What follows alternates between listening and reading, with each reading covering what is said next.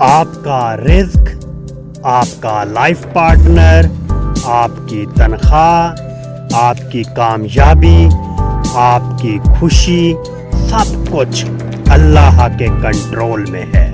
اس لیے آپ ان چیزوں پر پریشان ہونا چھوڑ دیں جو آپ کے کنٹرول میں نہیں ہیں۔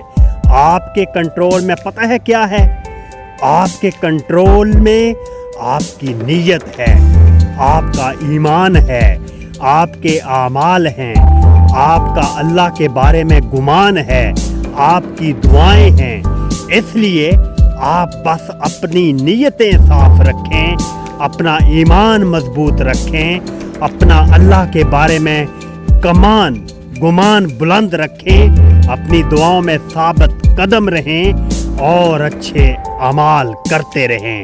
آپ ان چیزوں میں اپنا بیسٹ دیں جو آپ کے اختیار میں ہیں، پھر آپ کا رب بھی آپ کو ان چیزوں کا بیسٹ رزلٹ دے گا جو اللہ رب العزت کے اختیار میں ہیں۔